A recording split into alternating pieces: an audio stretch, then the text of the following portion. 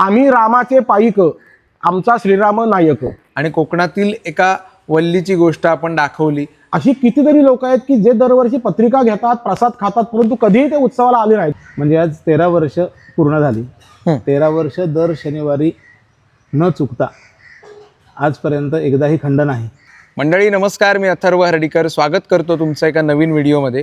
आज मी आलेलो आहे रत्नागिरी जिल्ह्यातील संगमेश्वर तालुक्यातील कोंडगाव साखरपा या ठिकाणी यायचा हा दुसरा योग आहे. कारण यापूर्वी रेमणे कुटुंबियांचं घर आपण ह्या गावातलं दाखवलेलं होतं आणि आज या ठिकाणी यायचं कारण तुम्हाला लवकरच समजेल.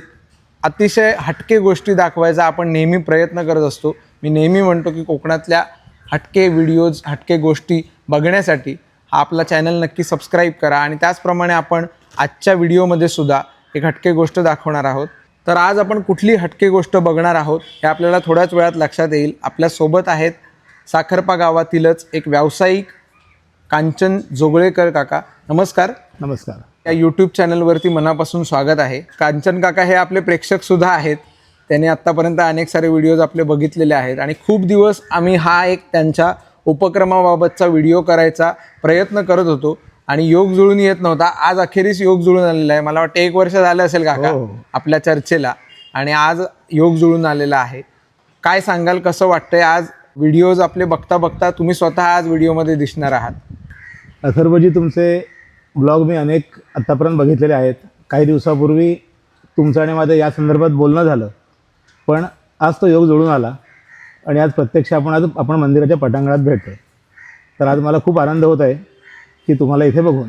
आपण ज्या विषयासाठी इथे आलेलो आहोत त्या विषयाकडे वळणार आहोत. तत्पूर्वी आपण एकदा मंदिरात जाऊया, मंदिराचं दर्शन घेऊया. कारण एक सुंदर असं मंदिर आहे साखरपा कोंडगाव या गावातील. इथे वरती नाव दिसेल आपल्याला, श्रीराम देवस्थान कोंडगाव. श्रीराम जयराम जय जयराम. सुंदर सुवाच्य अक्षरात. आणि ही सुवाच्य अक्षरच आजच्या ब्लॉगचं वैशिष्ट्यपूर्ण गोष्ट आहे. आपण एकदा मंदिरात जाऊया.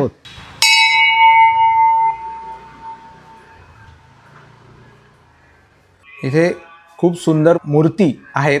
श्रीरामचंद्र, बाजूला सीतामाई आणि श्री लक्ष्मण, त्याचप्रमाणे गणपती बाप्पाची सुद्धा मूर्ती आहे. उजव्या सोंडेचा गणपती आहे. अच्छा, म्हणजे त्याचं मला वाटतं सोवळं वगैरे कडक असतं.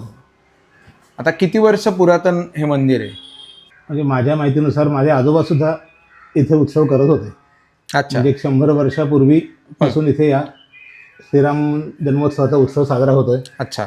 तसंच त्याचं रूप जसं पालटत गेलं तसं आता ह्या स्टेजला येऊन देऊळ बांधायचं नाही असं ठरलं. पण देऊळ न बांधता बाहेर आपण सभोवताली सगळी जी डेव्हलपमेंट केलेली आहे, स्टेज, मंडप, हे सगळं गेल्या 15 वर्षापूर्वी केलं गेलं. अच्छा. आणि पहिला जो ढाचा आहे कौलारू आणि लाकडी, हा तसाच ठेवण्याचा ठरला. आता इथे कुठले कुठले उत्सव होतात? गुढीपाडव्यापासून उत्सवाला प्रारंभ होतो, ते गुढीपाडव्यापासून रामनवमीपर्यंत. अच्छा. आणि नंतर हनुमान जयंती होऊन उत्सवाची सांगता होते. अच्छा. बाकी श्रावण महिन्यात श्रीराम जयराम जय जयराम जपाचा उपक्रम चालू असतो. महिलांचं हळदी कुंकू हे ते असे बाकी उपक्रम वर्षभर चालू असतातच. बरोबर. पण बेसिक उत्सव हा गुढीपाडवा टू हनुमान जयंती. बरोबर. हनुमंताची मूर्ती सुद्धा इथे आहे. मगाशी आपल्याला कांचन काकांनी त्यांचा परिचय, नाव सांगितलं, परंतु काका एकदा तुमचा विस्तृत व्यवसाय जो आहे त्याबद्दल सुद्धा माहिती सांग. मी कोंडगाव साखरपामध्ये रहिवासी आहे.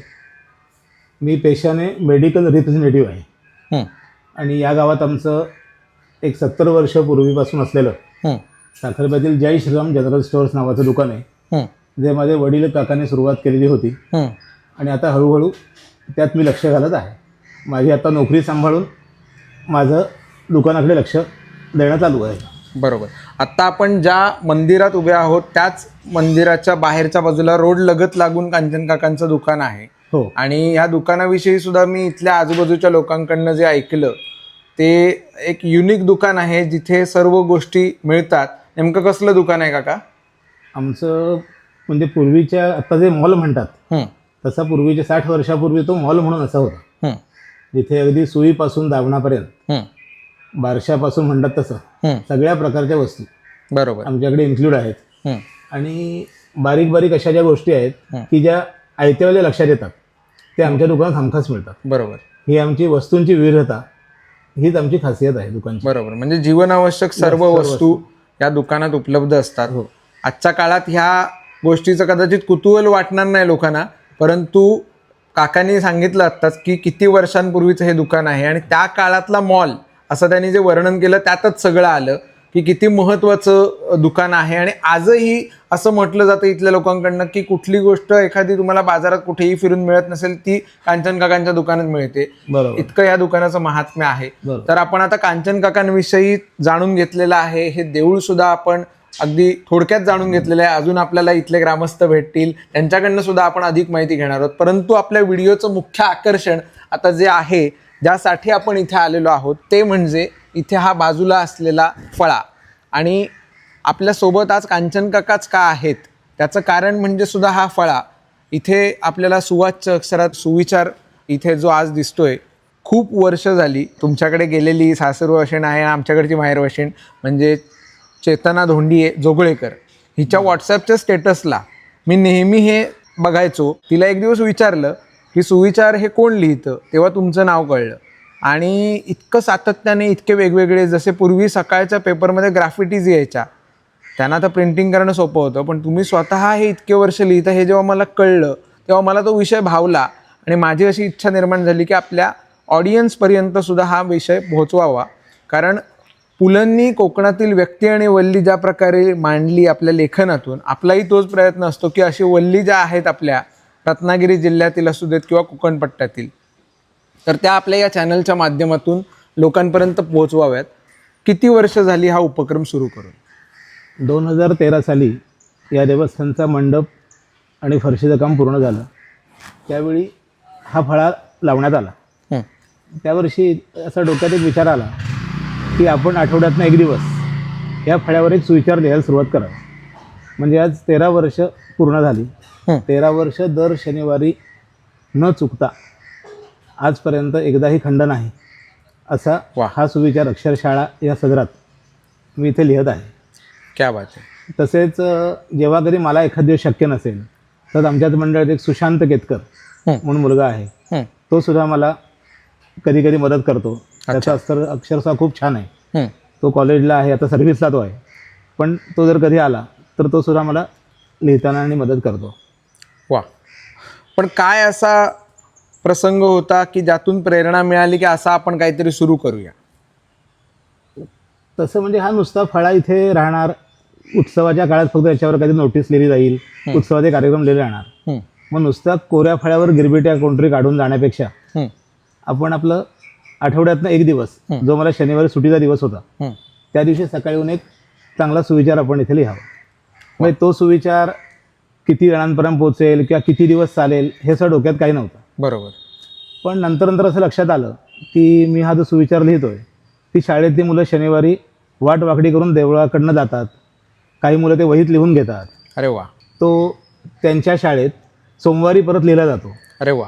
हे जेव्हा लक्षात येलेलं तेव्हा ओके, म्हणजे आपण जर एखादी गोष्ट सुरुवात केली, अजून प्रेरणा मिळाली, त्याची दखल खरंय कुठेतरी घेतली जाते. आणि आज सुद्धा आपण तेच काम करतोय की तुमचा इतके वर्षांचा जो त्यामागील सातत्यपूर्ण सहभाग आहे तो आपण कुठेतरी लोकांसमोर आणतोय. कारण कसं आहे, एखादा उपक्रम मोठ्या उत्साहात आपण सुरू करतो, अनेक ठिकाणी वेगवेगळे उपक्रम सुरू होतात, परंतु सातत्य त्यातलं जे आहे ते सातत्य खूप प्रेरणादायी आहे. आणि तोच मला यातला भावलेला विषय आहे की इतक्या सुंदर अक्षरात. आणि आजच्या काळात आता फळा आणि खडू ह्या गोष्टी सुद्धा नामशेष होत चाललेल्या आहेत. कारण सुविचार हे फक्त व्हॉट्सॲपवर शिल्लक राहिलेले आहेत. आणि तुमच्या बोलण्यातनं असं आलं की तुमचं गाव हे सुविचार जगतंय, कारण मुलं येतात, वाट वाकडी करून येतात, वाचतात आणि ते आपल्या शाळेत नेऊन तो सुविचार पोहोचवतात. म्हणजे नक्कीच हे सुविचारामागील जे तुमची भावना असेल ती पण कुठेतरी यशस्वी होताना दिसते. म्हणजे एका वेळेला तर मी एका शनिवारी साखरप्यात नव्हतो आणि त्या दिवशी सुविचार बदलला गेला नव्हता. तर माझा मित्र म्हणजे देवस्थानचे अध्यक्ष अमित केतकर, त्यांचं इथेच बाजूला ऑफिस आहे. तर त्या मुलांनी त्यांना जाऊन विचारलं की आज सुविचार बदलला कसा गेला नाही, काका नाही आहेत का? तर तेव्हा असं कळलं की कोणतरी ह्याची गोष्टी दखल घेते. बरोबर. मग आम्ही लिहू का?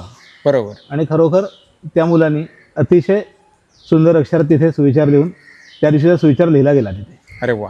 हे ऐकल्यानंतर आणि बघितल्यावर असं वाटायला लागलं की ओके, ॲटलिस्ट जी आपल्याला जे काय प्रेरणा मिळण्याचा स्रोत जो आहे तो ही मुलं जर पुढचे बघत असतील काही लोक अशी आहेत की त्यांच्या डायरीत कदाचित माझ्याकडे लिहिलेले नसतील, पण त्यांच्याकडे हे सगळे सुविचार लिहिलेले आहेत. अरे वा. हेही मला येऊन त्याने भेटून सांगितलेले. बरोबर. पुण्यातल्या एका अपार्टमेंटमध्ये माझा जो हा सुविचार फेसबुकला किंवा स्टेटसला असतो, हां. तो त्यांच्या बिल्डिंगमध्ये दुसऱ्या दिवशी सकाळी बिल्डिंगच्या नोटीस बोर्डवर लिहिला जातो. अरे वा. त्याचे स्क्रीनशॉट मला येतात. क्या बात आहे. आणि विविध ठिकाणी त्या सुविचारांचा इतका वापर होईल अशी उपक्रमाच्या सुरुवातीला कल्पना मुळीच नव्हती. बरोबर. परत हे सुविचार हे टिपिकल पुस्तकातले नसतात. अच्छा. शक्यतो करंट अफेअर जे असतात त्याला अनुषंगिक हे असतात. हो, खरंय. आणि ह्याचं काय मुद्दाम ठरवून असं नसतं, पण त्या काळात ते चपकर बसतील असे लिहिले जातात. पण हे सुविचार तुम्ही सगळे स्वतःहून विचार करून लिहिता की कुठून तुम्हाला प्राप्त होतात? वाचनात आलेले. मी माझी एक वही केलेली आहे, त्यात सगळे चांगलं वाचताना कुठे मिळतील, बाहेर कुठे समजा ऐकायला मिळालं काही व्याख्यानातनं, तर ते लिहून ठेवतो. आता तर असं होईल लागलंय की मला अनेक लोक व्हॉट्सअपला सुविचार पाठवतात की आमच्या वाचनात असा आलाय, अच्छा, जर तुमच्याकडे झाला नसेल तर प्लीज लिहाल का. ओके. आणि आज जवळजवळ पुढे 2 वर्ष पुरतील एवढे सुविचार माझ्याकडे आता रेडी आहेत. अरे वा. आणि हे मी कोणालाही विचारलेलं वगैरे नव्हे. बरोबर. हे बघूनच त्या मोबाईल नंबरला मला फोन करून हा कसा वाटतोय बघा, बरोबर, हा आजच्या काळात योग्य आहे सुविचार, खरंय. अशा प्रकारे लोक स्वतः सहभागी होईल लागलेले आहेत. मी अक्षरशः आता फक्त श्रीराम देवस्थान किंवा आमचा उपक्रम नसून बरोबर त्यात लोकसहभाग सुद्धा आता त्यात चांगल्या प्रकारे होतो. नक्कीच. सुविचार म्हटल्यावर अनेकांना शाळेतील मराठी शाळेतले दिवस आठवले असतील. फळ्यावर सुविचार आपल्या शाळेतील फळ्यावर लिहिलेला असायचा आणि आजही ही परंपरा कांचन काकांनी जपून ठेवलेली आहे. आणि अक्षर आपण बघू शकतो अतिशय सुवाच्य अक्षरात. आत्तापर्यंत आपण विविध त्यांचे सुविचार दाखवले या व्हिडिओमध्ये सुद्धा, कारण आत्ता इथे प्रत्यक्ष आपल्याला एक बघायला मिळाला असला तरी आत्तापर्यंतचे फोटोज सुदैवाने त्यांनी जे स्टोअर करून ठेवले होते, त्यामुळे आत्तापर्यंतचे सुद्धा वेगवेगळे आपल्याला सुविचार बघायला मिळाले. तुमचा एक सुविचार आपल्या चर्चेतनं मगाशी आला, तो म्हणजे एकादशीच्या आदल्या दिवशीचा, तर त्याबद्दल काय सांगाल? तो एक असाच एक सुरू केलेला उपक्रम होता की एकाला संकष्टीचा उपास माझ्याकडनं होत नाही. अच्छा. तर मला कोण आठवण करेल का. ओके. तर म्हटलं मी करेन तुला आठवण. मग त्याला एकट्याला कशाला करायची, हां, तर आपण फेसबुकवर आणि सगळ्या ग्रुपवरच करूया. ओके. म्हणून गेली अनेक वर्ष मी संकष्टीच्या आदल्या दिवशी हां, की साबुदाणा भिजत पडला का पाण्यात, ओके, उद्या संकष्टी चतुर्थी आहे, ओके, आणि त्याच्या जोडीला एखादं स्लोगन, एखादा श्लोक, अच्छा, असं मी एक उपक्रम चालू केला होता. त्याला असा भरपूर प्रतिसाद मिळतो. पण मग तेव्हा वार कुठलाही आला तरी त्या दिवशी संकष्टीच्या आदल्या दिवशी बदलणार. म्हणजे माझ्या त्या फेसबुकच्या ठिकाणी एक कमेंट अशी आहे, कदाचित कालंद्रने आणि महालक्ष्मीवाले पुढील कॅलेंडरमध्ये संकष्टीच्या आदल्या दिवशीच लिहितील की साबुदाणा पाण्यात पडला का. अशी इतका तो व्हायरल झालेला आहे. क्या बात आहे. किंवा अनेक वेळा अशी कमेंट येते की आजची संकष्टी मी पूर्णपणे विसरलो होतो, ओके, की आजची केवळ तुमच्यामुळे झाली. अरे वा. मग तुम्ही खिचडी खायला कधी येता, असं प्रेमान लोक ह्या स्व कमेंट देतात. अरे वा, अरे वा. आपल्याला लक्षात येईल ह्यामधून की सुविचार हे कशा प्रकारे आपल्या आयुष्याशी जोडलेले गेलेले आहेत किंवा एखाद्या गोष्टीचा प्रभाव आपल्या आयुष्यावर कशा पद्धतीने होऊ शकतो. आणि आता पाठीमागे आपण बघू शकतो रत्नागिरी जिल्ह्यातील भारतीय जनता पार्टीचं कमळ त्यांच्या शर्टवरती लावलेलंच आहे आणि एक मोठं नाव अमितजी केतकर साहेब इथे प्रत्यक्षात आलेले आहेत. मला वाटतं देवस्थानचे अध्यक्ष सुद्धा आहेत ते. अमित दादा, तुमचं या यूट्यूब चॅनलवरती मनापासून स्वागत आहे. नमस्कार. आज पहिल्यांदाच योग जुळून येतोय. होय. व्हिडिओज तुम्ही कधी ना कधी माझे बघत असाल व्यस्त वेळापत्रकातून तुमच्या, परंतु तुम्ही स्वतः आज व्हिडिओमध्ये आपल्या या चॅनलच्या माध्यमातून येत आहे. तर सुरुवातीला आपण ह्या उपक्रमाविषयी बोलूया. किती वर्ष हा उपक्रम तुम्ही स्वतः बघताय आणि तुम्हाला काय वाटतं या उपक्रमाविषयी कांचन काकांच्या? मला वाटतं हा 13-14 वर्ष झाली असतील. म्हणजे हा मांडव जो दिसतोय हा जेव्हा आम्ही घातला, म्हणजे देवळाचं सुशोभीकरण करण्याचं आम्ही जेव्हा ठरवलं, तेव्हा आम्हाला आमच्या या भक्तांच्या देणगीतून हे सगळं उभं राहिलं. मंडप असेल, स्टेज असेल, शेजारी ऑफिस असेल, स्वच्छतागृह असेल. आणि मंडप झाल्यानंतर कांचनच्याच डोक्यात ही कल्पना आली की आपण एक फळा बसवूया आपल्या देवळाच्या एका खिडकीच्या बाहेरच्या बाजूला. काहीतरी सूचना, म्हणजे तेव्हा असं होतं की देवस्थानचे उपक्रम काय असतील, उत्सवाचे काही विशेष कार्यक्रम असतील तर लिहिण्यासाठी. परंतु त्याच्यानंतर त्याच्यात सुपीक डोक्यातून, खरोखरच डोक्यातून सुपीक आहे अशी ती कल्पना आली की एक सुविचार आपण लिहूया आणि तो दर आठवड्याला एक सुविचार, म्हणजे एक शनिवारी तो लिहायचा आणि एक पुढच्या शनिवारपर्यंत ठेवायचा.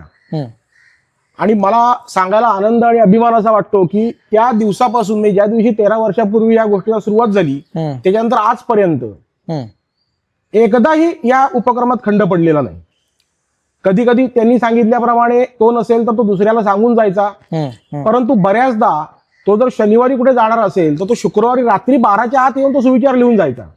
शनिवारी सकाळी जेव्हा इथे कोण येतील तेव्हा त्यांना सुविचार लिहिलेला दिसायचा. बरोबर. अशा पद्धतीने आणि हा उपक्रम हा तुम्ही आज प्रसिद्ध करताय, परंतु आणखीन एक त्याचा उपक्रम मला मुद्दाम आवर्जून याच्यावर तुम्हाला सांगावासा वाटतो, तो म्हणजे तो नुसताच सुविचार लिहित नव्हता, तर गेली 13 वर्ष दर शनिवारी देवळाचा हा संपूर्ण परिसर हा झाडून आणि पाण्याने धुण्याचंही काम तो गेली 13 वर्ष करतोय. अरे वा, न चुकता. क्या बात.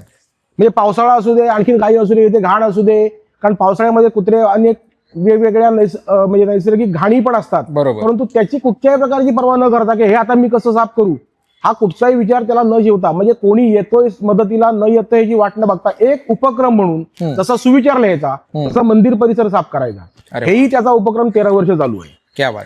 म्हणजे बघा मित्रांनो, ग्रामस्थांशी आणि इथल्या पदाधिकाऱ्यांशी आता बोललेल्याचा फायदा आता कांचन काकांच्या तोंडून आपल्याला हा विषय कळला नव्हता, परंतु आवर्जून आता अमित दादांनी त्यांच्या उगवत्या वाणीतून खूप सुंदर प्रकारे त्यांचं सगळं वर्णन केलं की कशा पद्धतीने कांचन काकांचं काम आणि डेडिकेशन आहे ह्या विषयासाठी, एक भावना आहे. आणि अमित दादांच्या बोलण्यावरून त्यांची वाणी वक्तृत्व कमळ त्यांच्या छातीला आहे. कोणापर्यंत गेला हा व्हिडिओ तर त्यांनी पण दखल घ्यावी. आमच्याकडे कोकणात रत्न कशी एक एक भरलेली आहेत, रत्ननगरी आहे आमची ही. अमित दादा, आपण एकदा देवळाकडे वळूया. देवळाविषयी सुद्धा तुमचा परिसर सगळा काय काय व्यवस्था आहेत. मगाशी आम्ही देवळात जाऊन आलो, परंतु तुम्ही अध्यक्ष या नात्याने इथे कसे उत्सव सुरू असतात, कशा पद्धतीने इथलं कामकाज चालतं, दर्शनाची वेळ किंवा नियम अटी, आता हल्ली नियम खूप असतात काही देवळात, तर कारण आपले प्रेक्षक बघणारे पूर्ण महाराष्ट्रभरात देशभरात नसतात, जगभरात नसतात, तर काय सांगाल एकदा माहिती देवळाची.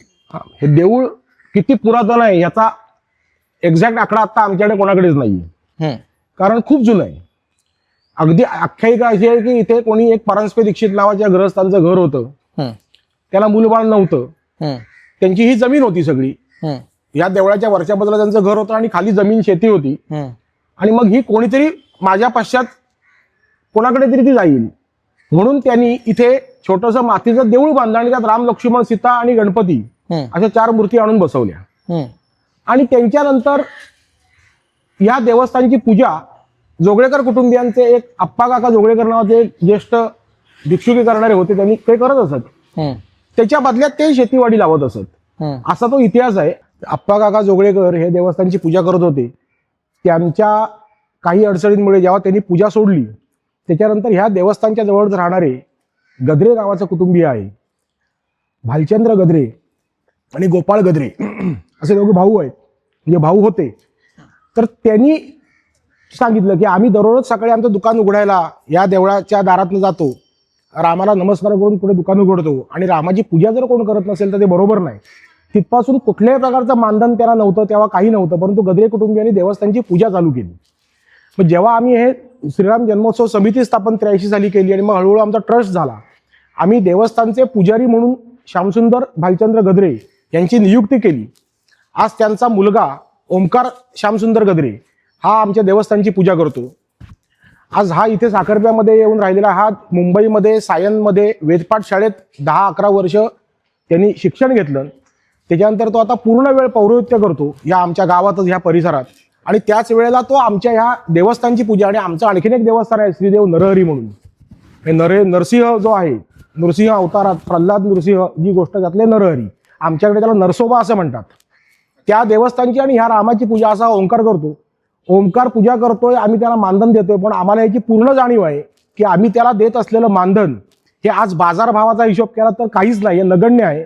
परंतु त्याचा कुठल्याही प्रकारचा विचार न करता आपल्या पूर्वजांनी चालू केलेली रामाची सेवा आज गद्रे कुटुंबियांकडून, त्याचे आई वडील असतील, त्याची आई आज दिवसातनं 2 वेळा देवस्थानमध्ये येते, सकाळ संध्याकाळचा दिवा लावण्याचं काम ती करते, देवळाचा कचरा काढते ती आतला, हा त्याची पूजा करतो, किंवा त्याचे वडील इतके दिवस पूजा करत होते.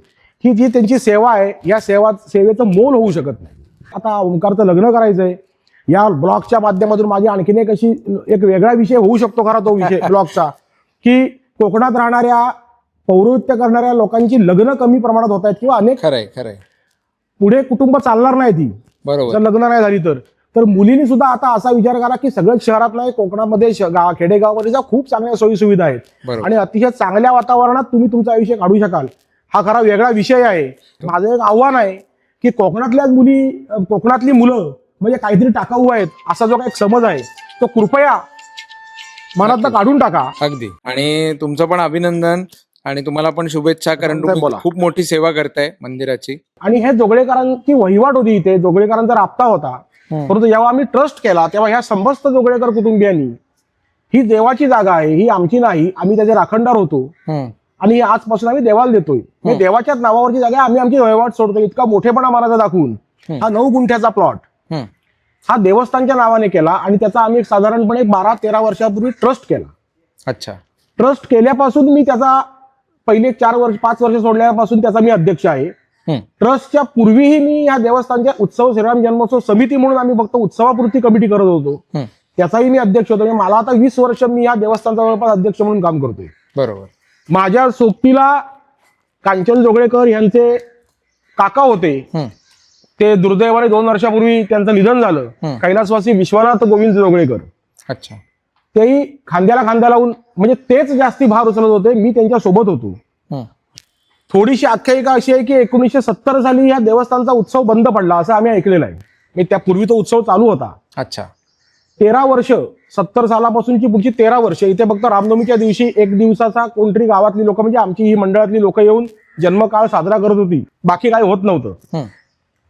परंतु जसा रामाला 13 वर्षाचा वनवास मिळाला तसा 13 वर्षानंतर 1983 साली आमच्याच ह्या भागातील माझेच वडील डॉक्टर गजानन केतकर, कैलासवासी विठ्ठल महादेव गद्रे, कैलासवासी दत्तात्रय भालचंद्र अभ्यंकर आणि कैलासवासी मोरेश्वर शंकर जोगळेकर अशा चौघांनी एक दिवस अरे आपण उत्सव चालू करूया काय रे असं करून तो उत्सव सुरू केला. या देवस्थानच्या संदर्भात जी आमची 35-36 घरं आहेत या 36 घरांशी संपर्क साधून त्यांनी 1983 साली उत्सव सुरू केला. उत्सवाची रूपरेषा 3 दिवसाचा उत्सव, आरती, भोवती, भजन, कीर्तन, एखादा सांस्कृतिक कार्यक्रम आणि त्यावेळी हौशी कलाकारांचं नाटक. अच्छा. असा त्या उत्सवाचं स्वरूप 1983 पासून सुरू झालं. थोडे धार्मिक कार्यक्रम त्यामध्ये, पवमान, पंचसुक्त, अभिषेक आणि तो उत्सव सुरू राहिला तो आजपर्यंत चालू आहे. आता त्याला थोडंसं आम्ही म्हणजे आमच्याच तोंडून आम्ही आमचं कौतुक करणं योग्य नाही, पण आम्ही त्याला थोडं भव्य स्वरूप आणायचा प्रयत्न करतोय. ज्या वेळेला आम्ही तरुण मुलांनी हे सगळं हातात घेतलं त्यावेळी आम्ही असं ठरवलं की आपण दरवर्षी मंडपवाल्याला बोलवायचं, त्याचा खर्च करायचा, आपण आपला मंडप घातला तर काय होईल. बरोबर. मग ते करत असताना त्याचे पैसे कुठून आणायचे, तर आमच्या पूर्वजांनी एक अतिशय उत्तम अशी एक पद्धत या देवळात चालू केली होती. ती म्हणजे आमच्या ह्या भागातल्या आमच्या ह्या देवळाच्या संदर्भातली जी घरं आहेत त्या घरांची संपूर्ण पाहुणे मंडळी जी बाहेरगावी आहेत त्यांच्या माहेरवासणी आहेत अशा जवळपास 450 ते 400 लोकांचे पत्ते त्यांनी एकत्र केले होते पोस्टाचे. अरे वा. आणि गेली जवळपास 30, 35, 40 वर्ष या लोकांना उत्सवाची पत्रिका पोस्टाद्वारे पाठवली जाते आणि त्याचबरोबर उत्सव संपल्यानंतर त्याचा प्रसाद पाठवला जातो. बरोबर. अशी कितीतरी लोक आहेत की जे दरवर्षी पत्रिका घेतात, प्रसाद खातात, परंतु कधीही ते उत्सवाला आले नाहीत, परंतु त्यांचा टच या देवस्थानशी या पत्रामुळे राहिला. बरोबर. आणि जेव्हा आम्ही या मंडपाचं आणखी हे सगळं आम्ही जीर्णोद्धार किंवा डेव्हलपमेंट करण्याचं मनात घेतलं तेव्हा ह्या 375 लोकांना प्रत्यक्ष आम्ही जाऊन भेटलो. अच्छा. त्यात मी स्वतः कॉमन होतो, मी सगळ्यांना भेटलो, माझ्यासोबतची लोक बदलत होती. कांचन माझ्या बरोबर जवळपास 90% होता, 1-2 ट्रिपला तो फक्त नव्हता. फक्त आमचं जाणारं पत्र आणि आमचा जाणारा प्रसाद याच्यामुळे आम्ही गेल्यानंतर आम्हाला काही वेगळं सांगावं लागलं नाही. बरोबर. आणि आम्ही कोणावरही कुठल्याही प्रकारचं कंपल्शन केलं नाही. तुम्हाला जे काय द्यायचंय ते तुम्ही आम्हाला देवळाला द्या, त्याची रितसर पावती तुम्हाला मिळेल. बरोबर. आणि लोकांनी आम्हाला भरभरून दिलं. ते दिल्यानंतर आमच्याकडे किती रक्कम जमा झाली त्याच्यानंतर आम्ही प्लॅन केला. नक्कीच. आणि ह्याच कामाला आमचे रत्नागिरीचे एक रामभक्त आहेत की मूळ साखरेमध्ये धनंजय कानिटकर म्हणून, त्यांचा फॅब्रिकेशनचा व्यवसाय होता त्यावेळी. आता ते अजून आणखी 2-3 व्यवसाय नवीन चालू करतात, परंतु फॅब्रिकेशन मधला मास्टर माणूस आहे. त्यांना आम्ही इथे बोलवलं. आमची त्यांची फक्त तोंड ओळख होती तेव्हा. तेही आम्हाला पारखून बघत होते की हे किती पाण्यात आहेत. 1-2 वेळा त्यांनी आम्हाला बोलावलं, येतो सांगून आलेच नाही. परंतु आम्ही पाठ काय त्यांची सोडली नाही. मी आणि कांचन परत त्यांच्या घरी रत्नागिरीत जाऊन म्हटलं तुम्ही कधी येताय ते सांगा. मग ते म्हणाले तुम्ही फारच पाठीला लागलात, मी आता येतोच. आणि ते एक दिवस आले आणि त्यांनी आम्हाला हे सगळं स्ट्रक्चर कसं असेल ह्या पद्धतीचं डिझाईन करून दिलं. त्यांनीच त्यांचा खात्रीचा वर्कर दिला, त्यांचा टेक्निकली फिट असलेला. बरोबर. आणि हे सगळं काम त्यांच्या मार्गदर्शनाखाली हे आम्ही पूर्ण केलं. हा पत्र्याचा 110 फूट लांबीचा मांडव आहे, 27 फूट रुंद आहे. बरोबर तसं स्टेज आहे, बरोबर शेजारी कार्यालय आहे, हो. त्याच्या शेजारी स्वच्छतागृह आहे. बरोबर. देवस्थान मात्र मुद्दाम आम्ही आजही लाकडी ठेवलेलं आहे. हम्म, कारण लाकडाची म्हणजे त्या आपल्या भाषेत रेजे, हम्म. कोकणात ज्याला रेजे म्हणतात, असे रेजे असेल देऊळ आता बहुतेक संपली सगळी. बरोबर लोकांनी आता आरसीसी केली. बरोबर. आम्ही ते आरसीसी करू शकत नाही अशी काही अडचण नाहीये, परंतु आम्हाला ते करायचं नाही. करायचं नाही. जोपर्यंत लाकडाचा मेंटेनन्स करणं आम्हाला शक्य आहे. आणि आमच्या गावातले जे सुतारकाम करणारी मंडळी आहेत त्या लोकांनी आम्हाला विश्वास दिलेला आहे की तुम्ही लाकडाचं कधी बदलू नका, जितकं टिकवता येईल तितकं आपण टिकूया. बरोबर. तुम्हाला जे लागेल ते सहकार्य आम्ही गावातलं देऊळ म्हणून करू. नक्कीच. आता ही देवळं बघायला मिळत नाही, खरंय. म्हणून आम्ही आजपर्यंत ते सगळं लाकडाचं ठेवलेलं आहे. एक साधारण 2-4 वर्षानंतर ते सगळं आम्ही कौलं काढून ते सगळं झाडतो, ते तापवतो, त्याच्यावर पुन्हा औषध फवारणी करून पुन्हा ती कौलं घालून ठेवतो. आणि आज सुस्थितीत आम्ही ते ठेवलंय आतापर्यंत. रामाच्या कृपेने या सगळ्या गोष्टी आम्ही ठेवलंय म्हणण्यापेक्षा तो राम आमच्याकडून करून घेतोय. कारण आमची ही 35 घरं किंवा 36 घरं जी आहेत, आम्ही जो उत्सव करतो या घरात राहणारी सगळी मंडळी आणि आमच्या सगळी पै पाहुणे माहेर वाचणी, आम्ही रामाचे पाईक, आमचा श्रीराम नायक या उक्तीप्रमाणे वागतो. कारण तो राम आमच्या पाठीमागे सगळ्यांच्या पाठीशी खंबीरपणाने उभा आहे. त्याच्यामुळे आम्ही आज हे सगळं करू शकलो. आणि थोडंसं मूर्तींविषयी बोलताना, आमच्या रामाची जी मूर्ती आहे ती रामरक्षेतल्या उक्तीप्रमाणे आतसज्ज धनुष्य, म्हणजे खांद्यावर धनुष्य आणि उजवा पाय पुढे आहे, म्हणजे तो राम युद्धासाठी तयार आहे. हे आम्हाला इतके दिवस देवळात जाऊन कळलं नव्हतं. हे सांगणारे सुद्धा कैलासवासी दत्तदास बुवा घाग होते. अच्छा. त्यांची कीर्तन आमच्या देवळात झाली. जेव्हा ते आमच्या देवळात गेले त्यांनी एकदाच बघितला आणि कीर्तनात सांगितलं की तुमचा राम कसा आहे तुम्हाला माहितीये का? म्हटलं आम्हाला नाही माहिती, आमचा राम आहे. तेव्हा तुमचा राम आतसज्ज धनुष्य आहे, त्याचा उजवा पाय डाव्या पायापेक्षा पुढे आहे. म्हणजे इतकं बारीक वर्णन त्यांनी केलं. तेव्हा मग आम्ही जाऊन बघितलं, अरे खरोखरच तसा, अरे खरोखरच तसाच आहे राम. खरंय. आणि त्याच वेळेला दुसरं एक वैशिष्ट्य या देवस्थानचं असं आहे की आमच्या देवळात असलेला जो गणपती आहे हा, आता ज्योतिषशास्त्र मी जाणत नाही, तुम्ही कदाचित कोण जाणत असाल तर, किंवा या युट्यूबच्या माध्यमातून बघणारी लोक असतील, त्यात काही ज्योतिषी असतील, उत्तर दिशेला तोंड केलेला उजव्या सोंड्याचा गणपती आमच्या देवळात आहे. ज्योतिषशास्त्रामध्ये मी जे ऐकून आहे, मूल न होणे थोडक्यात या संदर्भात ज्या काही आता माहित नाही, आता आपण याला अंधश्रद्धा वगैरे इतक्या याच्यात मला जायचं नाही, परंतु या गणपतीची आख्यायिका अशी आहे की इथे मूल होण्यासाठी जर एखाद्याने कोणी प्रार्थना केली तर त्याला आजपर्यंत त्याचं यश मिळालेलं आहे. अच्छा. अशा या गणपतीची मूर्ती आमच्या मंदिरात आहे. समोर दास मारुती आहे. हा दास मारुती सुद्धा इथे बाहेरच्या बांधावर होता. हा पूर्वीचा बांध जुन्या पद्धतीप्रमाणे दगडांचा होता. बरोबर. त्याच्यावर 3 बाजूला 3 चिरे लावून तो मारुती बसवलेला होता. अच्छा. परंतु त्याच वेळेला त्या काळात आमच्या गावामधले एक इंडस्ट्रियलिस्ट, दुर्दैवाने त्यांची इंडस्ट्री आता नाहीये, परंतु त्यावेळी त्यांनी खोबरेल तेलाची गिरण साखरेपासारख्या गावात चालू केली होती. असे कैलासवासी वासुदेव घाणेकर. अच्छा. त्यांनी तो मारुती इथून उचलून त्याची घुमटी बांधली आणि तो देवळात आणून बसवला. तर तो मारुती बाहेर होता आणि राम, लक्ष्मण आणि सीता आणि गणपती एवढेच देवळात होते. त्यामुळे आता तो दास मारुती रामाकडे तोंड करून हात जोडून उभा आहे आणि आतमध्ये गाभाऱ्यात राम, लक्ष्मण, सीता आहेत आणि गणपती. बरोबर. आमच्याच गावातील एक केळकर कुटुंबीय आहेत, त्यांनी सगळ्यात महत्वाची आणि मोठी सोय म्हणजे आम्हाला पाण्याची व्यवस्था त्यांच्या आईच्या स्मरणार्थ करून दिली. तिथे आम्ही बोरिंग आहे आमचं. अच्छा. खूप चांगलं पाणी आहे आणि खूप चवदार आणि पुरवठाला येईल असं भरपूर पाणी इथे आम्हाला मिळालंय. बरोबर. ही रामाची कृपा आहे आणि केळकर कुटुंबियांची देणगी आहे. नक्कीच. एकदा पाणी निर्माण झाल्यानंतर आम्ही या सगळ्या गोष्टी करायला सुरुवात केली. अगदी बरोबर. म्हणजे ह्या सर्व गोष्टीतून लक्षात येतं की रामाची कृपा, या देवस्थानची कृपा इथे कशी आहे. आत्ताच आपण तुमच्याकडनं ऐकलं 350 ते 400 कुटुंबांचं जे संपर्काची ताकद काय असते ते त्या बोलण्यातून लक्षात आलं. एक प्रसाद असू दे किंवा पत्रिका असू दे, पत्त्यांवर फक्त पोहोचत होती आणि एका आव्हानानंतर किंवा एका भेटीनंतर या सर्व मंडळींनी ह्या मंडपासाठी केलेलं सहकार्य आहे. आणि त्यातून लक्षात येतं की हा मंडप आता किती कुटुंबांशी निगडीत आहे आणि किती कुटुंबियांच्या सहकार्याने घडलेला आहे. अतिशय सुंदर माहिती आपल्याला अमित दादांनी दिलेली आहे. काका, मध्यंतरी मी अमितजी केतकर, फेसबुक फ्रेंड या नात्याने त्यांच्या पोस्ट जेव्हा मी बघतो त्यावेळेला तुम्ही एक कुरिअर सेवा सुरू केल्याची पोस्ट मी वाचली होती आणि त्या कुरिअर सेवेचा संदर्भ सुद्धा ह्या मंदिराशी येतो असं माझ्या वाचण्यात आलं होतं. माझ्या नेमकं लक्षात नाही येतात काय तो प्रकार होता आणि किंवा आहे अजून चालू असला तर त्याबद्दल थोडीशी माहिती. ऍक्च्युअली ती कुरिअर सर्व्हिस वगैरे असा विषय नव्हता. मी पेशाने मेडिकल रिप्रेझेंटेटिव्ह असल्यामुळे माझं रोज वेगवेगळ्या ठिकाणी फिरणं असतं. तर जेव्हा आमच्या ह्या मंडपाचा खर्च वगैरे भरपूर चालू होता तर माझ्या डोक्यात एक असा विचार आला की आपण 2 व्हीलर किंवा 4 व्हीलरवरून जातो तेव्हा अनेक वाटसरू वाटेत हात दाखवतात. त्यांना हात दाखवल्यानंतर गाडी थांबवली की उतरल्यानंतर त्यांनी पैसे विचारले किती, तर मी त्यांच्याकडनं रितसर 2 व्हीलरवरून सुद्धा आणि 4 व्हीलरवरून सुद्धा हा. त्यांच्याकडनं तिकीटाचे पैसे मी घेत होतो अच्छा. आणि त्या तिकिटाची राम मंदिराची पावती मी त्यांना देत होतो. ओ, मग त्यामुळे थोडाफार त्याला हा देवस्थानच्या क्या खर्चाला हातभार लागत होता. बरोबर आहे, बरोबर आहे, अनेक लोकांना तो उपक्रम 70 रुपये तिकीट जर असेल तर लोक 101 रुपयाची पावती फाडायची. बरोबर किंवा रत्नागिरीत मी जात असेल, उद्या लांजात जात असेल, राजापुरात, तिथे कोणाचं काम असेल, बरोबर. पाकिट द्यायचंय, लखोटा द्यायचंय, तर लोक ते माझ्याकडे द्यायचे. मी नक्कीच. कधी मागितले नाहीत, पण ते इथे रामध्ये 50-100 रुपये त्यांच्या ह्याच्यानुसार पावती फाडत होते. म्हणजे असा एक हा उपक्रम अगदी त्या म्हणजे निमित्तानं- लोकांनाही वाटायला नको आपण कसला तरी फुकट फुकट उपभोग करतोय. घेतोय आणि ते पैसे तुम्ही स्वतः न न करता. कमवता देवस्थानच्या मदतीसाठी तुम्ही मिळवती आणि रितसर त्यांना मी त्या रकमेची पावती देत होतो. बरोबर. तर त्या ह्याच्यावर अमितने एक फेसबुकला पोस्ट केली होती अच्छा. की जास्तीत जास्त वेळेला कांचन जोळेकर दिसले तर त्यांना हात दाखवा, बरोबर. त्यांच्या गाडीचा लाभ घ्या आणि राम मंदिराला त्याची मदत होईल, अगदी अगदी. असा हा तो विषय होता. वा वा.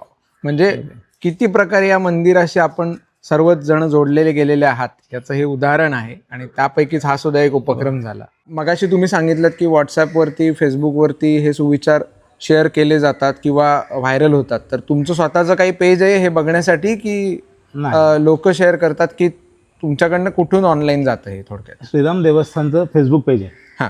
त्या फेसबुक पेजवर मी हा लिहून झाल्यानंतर तिथे अपलोड करतो. हं. म्हणजे श्रीराम देवस्थानच्या फेसबुक पेजवर तुम्ही सगळे सुविचार आजपर्यंत बघू शकता. अच्छा. आणि मी माझ्या व्हॉट्सअप ग्रुप स्टेटसला ठेवतोच हं. आणि माझ्या व्हॉट्सअप ग्रुपला मी पाठवल्यानंतर हं. ते त्यानंतर पुढे असं करत करत ते खूप मोठ्या प्रमाणात ते सर्क्युलेट होतं. ओके. म्हणजे सौदीमध्ये सुद्धा काही जणांच्या स्टेटसला तो मला त्याचा स्क्रीनशॉट आलेला आहे की तिथे तो आहे. हं, हं, हं. तर बऱ्याच ठिकाणी तो आम्हाला बघायला मिळतो. बरोबर. तर मंडळी, आता आपण हा जो फळा आहे तो क्लीन केलेला आहे. हा फळा काकांनी का क्लीन केलेला आहे तर तिथे आता आपण प्रात्यक्षिक बघणार आहोत की कशा प्रकारे इथे सुविचार लिहिला जातो. आधी काका आम्हाला सांगा की मगाशी मी ज्या ओळ्या बघितल्या, आपल्या प्रेक्षकांनी सुद्धा बघितल्या असतील किंवा एवढे सारे फोटोज बघितले, त्यात एकदम पॅरलल लाईन्स सगळ्या होत्या, तर त्या नेमक्या ह्या फळ्यावर तुम्ही कशा पद्धतीने काढता? बरोबर. या फळ्याची जी फ्रेम आहे हं, त्या फ्रेमच्या दोन्ही बाजूला हं. डॉट्सचं मार्किंग केलेलं आहे अच्छा. आणि ते कलरफुल केलेलं आहे. ओके. त्यामुळे ह्या 2 डॉट्सचं परमनंट मार्किंग असल्यामुळे बरोबर. ओळीतलं अंतर कायमस्वरूपी तेच राहतं ओके. आणि ते ओळी मारताना कधी चुकत नाही, लहान वर खाली होत नाही. बरोबर बरोबर. बघा आता प्रत्यक्ष येस. आता माझी तुम्हाला विनंती अशी आहे की तुम्ही आत्तापर्यंत सुविचार जे समाजाला उपयुक्त किंवा मार्मिक असे लिहिलेले आहातच, परंतु आज एक आपण आता फळापासून प्रात्यक्षिकच दाखवतोय, तर काही काळासाठी आणि आपला हा जो व्हिडिओ बघतायत त्या प्रेक्षकांसाठी किंवा आपल्या चॅनलसाठी तुम्ही एखादं वाक्य किंवा एखादं सुवाच्य अक्षरातला संदेश लिहावा अशी माझी तुम्हाला विनंती आहे. आता आपण इथे प्रात्यक्षिक बघणार आहोत. काकांना विनंती केल्याप्रमाणे काका एक सुविचार बनवतील किंवा एखादा संदेश बनवतील आणि तो इथे प्रत्यक्ष लिहून दाखवतील आपल्याला की कशा प्रकारे ते लिहितात. मी आता आज काय सुविचार असा लिहत नाहीये, पण मी या अनुषंगिक 2 ओळी इथे लिहू इच्छितो. नक्कीच. तर त्या तुम्ही लिहितो, त्या तुम्ही वाचल्यानंतर तुम्हाला कळतीलच. जरूर.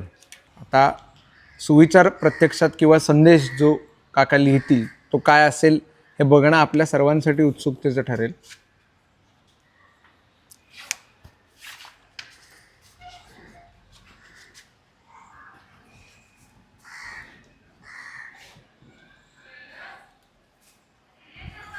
आता आपण बघू शकतो की इथे सुंदर ओळी मारून झालेल्या आहेत.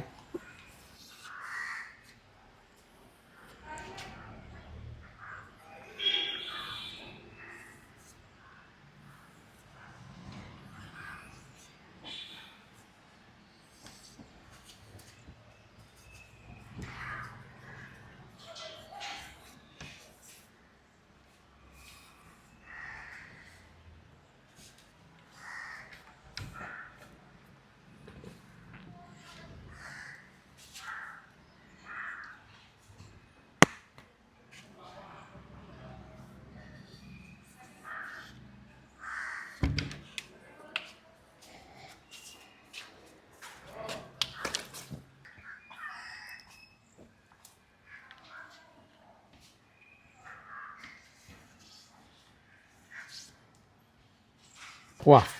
अथर्व हर्डीकर यूट्यूब चॅनलवरील हा व्हिडिओ आवडल्यास लाईक करून आपला अभिप्राय नक्की कळवा. वा वा वा, क्या बात आहे. खूपच सुंदर आणि साक्षात सरस्वतीचा आशीर्वाद तुमच्यावरती आहेच आणि ह्या लेखणीतून ते सिद्ध होतं आहे. आणि ह्या अशा पवित्र फळ्यावरती माझं नाव, माझ्या चॅनलचं नाव आलं आणि तुम्ही या फळ्याच्या माध्यमातून आपल्या प्रेक्षकांपर्यंत जे आव्हान केलेलं आहात त्याबद्दल खरोखरच खूप खूप धन्यवाद आणि मनापासून आभार तुम्हा सर्व मंडळींचे. म्हणजे आपण आपल्या चॅनलवरून कायम कोकणातली संस्कृती, कोकणातल्या पारंपरिक गोष्टी ज्या पद्धतीने दाखवत असतो त्याच पद्धतीने ह्या व्हिडिओमधून सुद्धा आपली एक संस्कृती, आपली एक हटके गोष्ट आणि कोकणातील एका वल्लीची गोष्ट आपण दाखवली, ज्यामध्ये श्री कांचन जोगळेकर यांचं सातत्यपूर्ण सुविचार लेखनाचं काम आपल्याला या व्हिडिओमधून दाखवता आलं. तुम्हाला हा व्हिडिओ आवडला असेल आणि इथला परिसर, हे मंदिर आवडलं असेल तर साखरप्यात या, नक्की भेट द्या इथल्या मंदिराला. कांचन काकांचं दुकानसुद्धा इथून जवळ आहे, त्यांनाही भेटा आणि निश्चितपणे हा व्हिडिओ जास्तीत जास्त लोकांपर्यंत शेअर करा. नक्कीच एक प्रेरणादायी सातत्यपूर्ण गोष्ट कशा पद्धतीने आपण करू शकतो हे कांचन काकांकडून शिकायला मिळतं. कांचन काका धन्यवाद, तुम्ही आज आम्हाला वेळ दिलात आणि आपल्या प्रेक्षकांपर्यंत ही माहिती सर्व पोहोचवलीत आणि तुमच्यासोबत इथल्या ग्रामस्थांनीसुद्धा किंवा इथल्या पदाधिकाऱ्यांनीसुद्धा आपल्याला चांगले सहकार्य केलं आणि चांगल्या पद्धतीने माहिती दिली. खूप खूप धन्यवाद. नमस्कार. नमस्कार.